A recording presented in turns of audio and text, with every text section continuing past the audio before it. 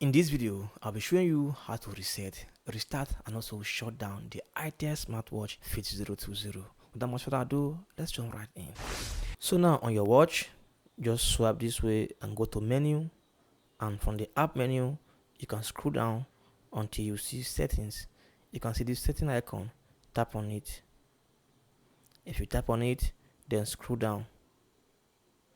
You can see here system, tap on system. And from here you can see here restart, power off and reset. You can see now to restart, just tap here and tap on this good icon and the watch will be restarting. It will vibrate and restart. You can see it has restarted.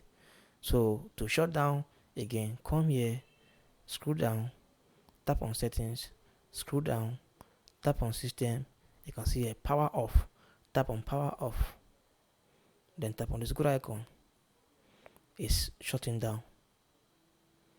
So if it shuts down, you need to turn it on again by yourself. Just come here on this smart crown and press and hold it for like 3 seconds. It vibrates and begins to turn on.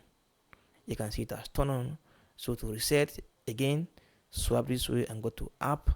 And on the apps here, then you can see settings, tap on settings, then scroll down. You can see a system, tap on system.